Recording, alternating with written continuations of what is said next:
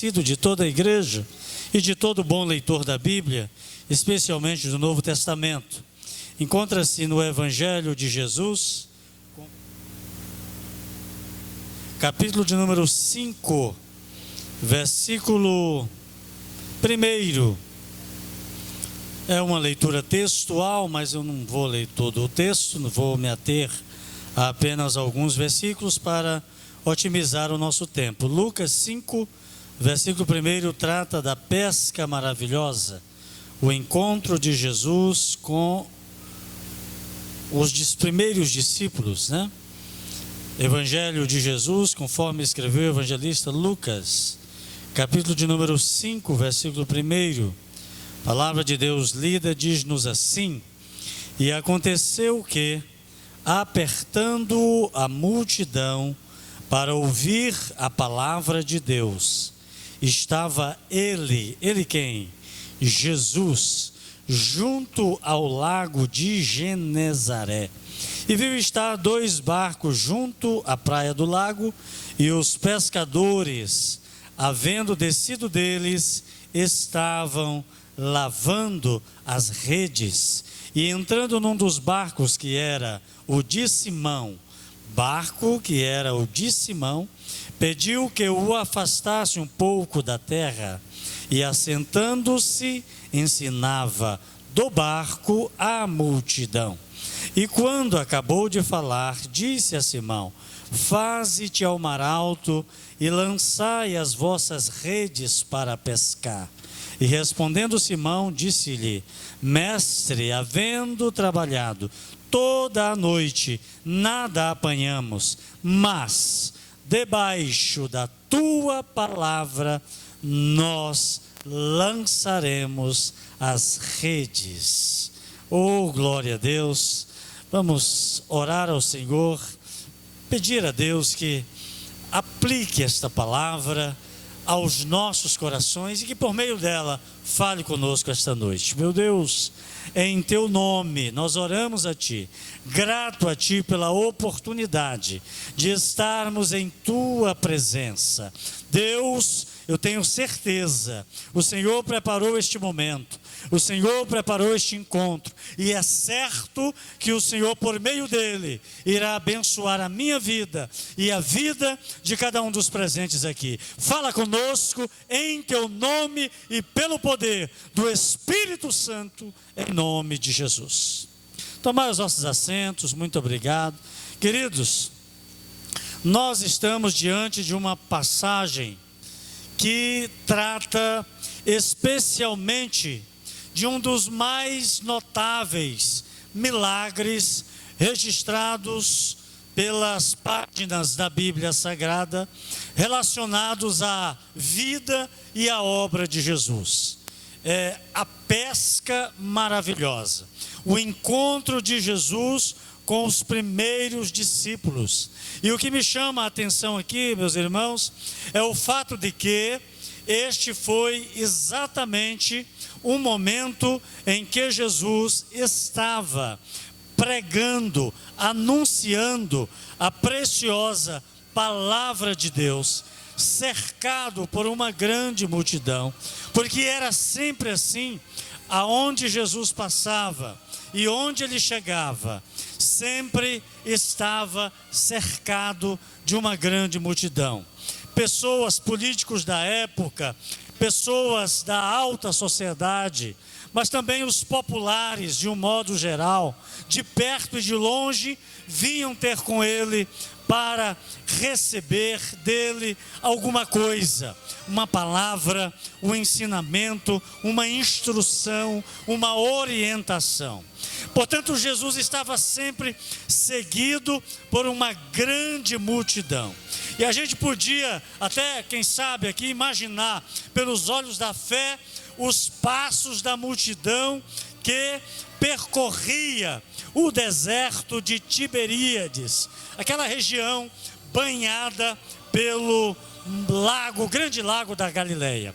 E eu disse isso aqui outro dia e não custa repetir, que o mar da Galileia, muito conhecido e citado nas páginas do Novo Testamento, não era propriamente um mar do modo, digamos assim, convencional como conhecemos.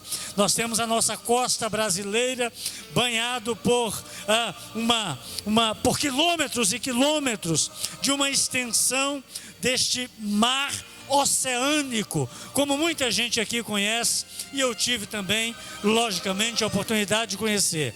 Mas esse mar da Galileia, a que a Bíblia se refere, era apenas um grande lago, com cerca de 19 quilômetros de extensão, e que Jesus teve a oportunidade de tornar aquele lugar cenário e palco de grandes realizações, de grandes milagres. O fato é que este grande mar da Galileia, ora ele banhava parte da Galileia, ora banhava parte de Tiberíades, ora banhava parte de Genezaré, e por isso aonde ele se estendia e passava e banhava essas três regiões diferentes, os nomes das respectivas regiões era atribuído a ele. Mas o fato é que Jesus estava ali num momento muito especial, pregando, anunciando, quebrando as obras do diabo e manifestando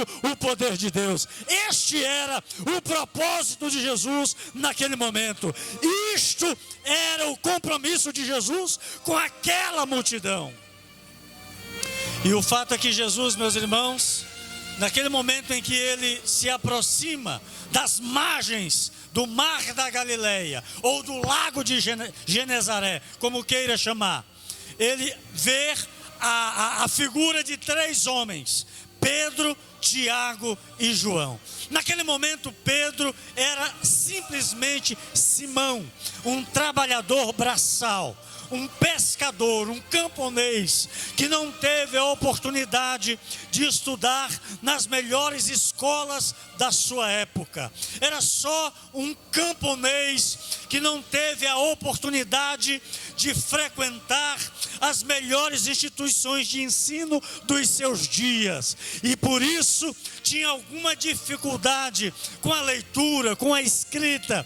Os pesquisadores e exegetas do Novo Testamento dão conta de que os escritos daquele que se chamaria Pedro, futuramente, alguns tiveram até dificuldade com a transcrição, com a tradução dos seus escritos, porque Pedro era aquele trabalhador raiz, era aquele pescador raiz, que ganhava a vida, cresceu ali nas margens do mar da Galileia, conhecendo aquelas águas, convivendo com as pessoas, convivendo com os companheiros de pesca, e por isso, meus irmãos, ele conhecia muito bem as águas que ele navegava. Ele tinha os equipamentos adequados, ele tinha a instrução de um bom pescador, aleluia, e por isso ele desempenhava muito bem as suas atividades. Mas aquele dia, meus irmãos,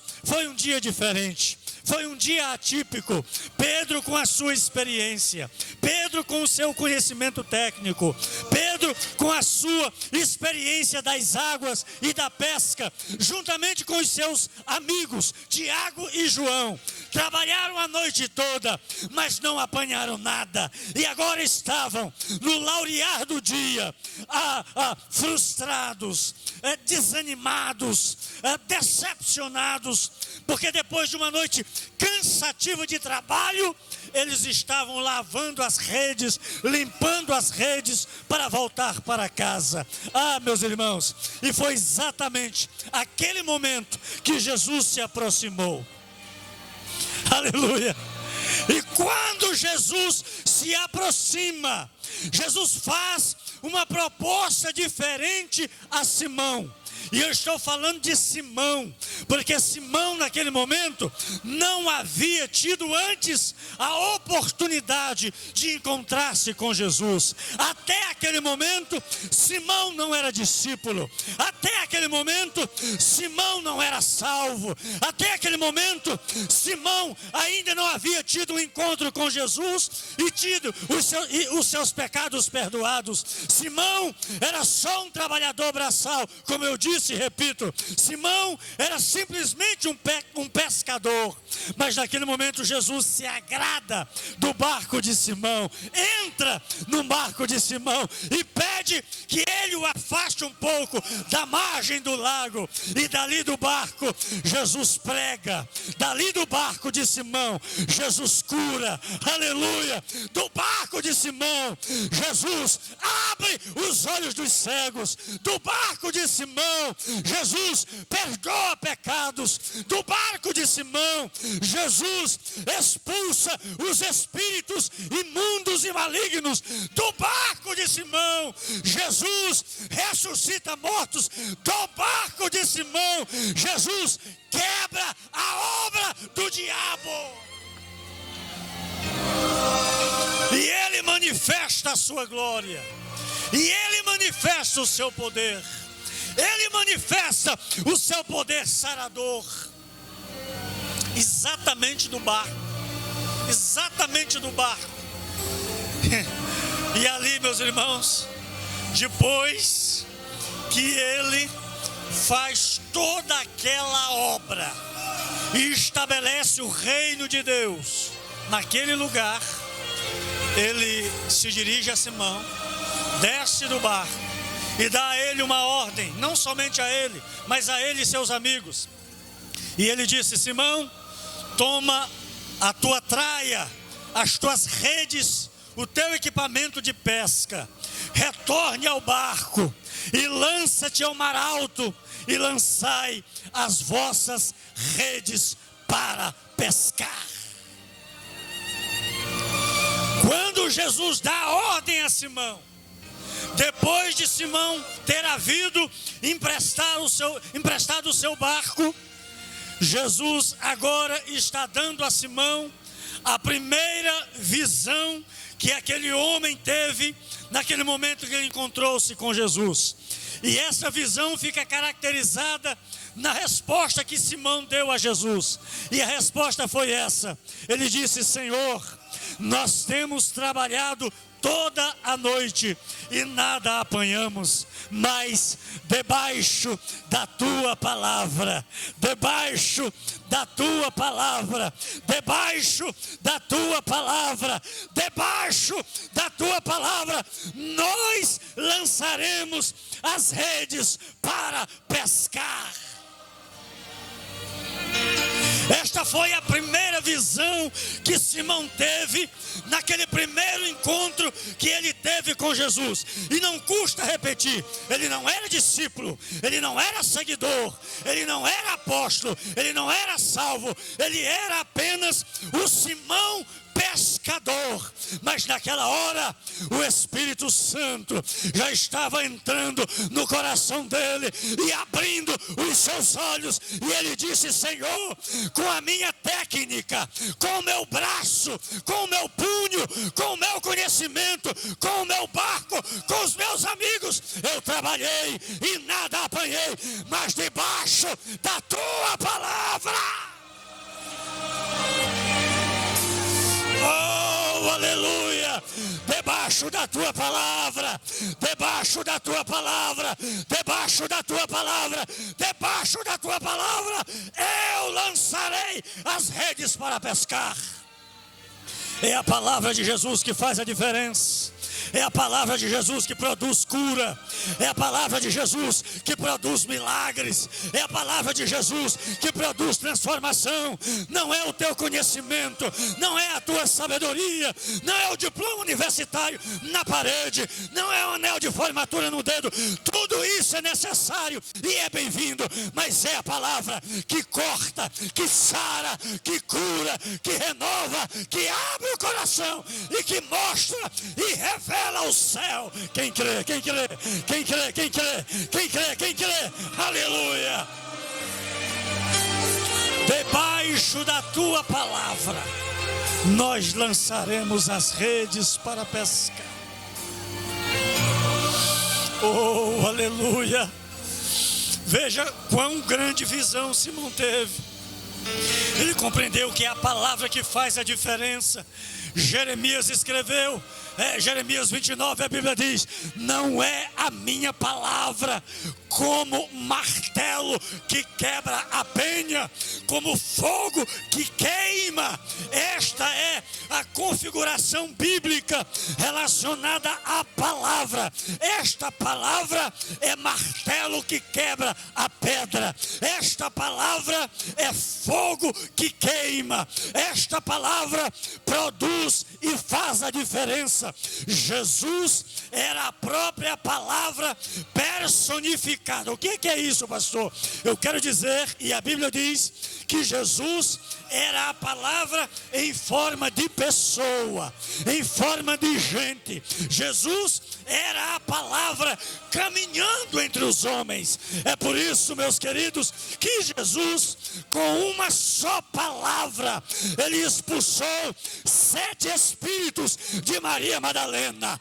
É por isso que com uma só palavra, ele chegou exatamente no cortejo que saía de Naim.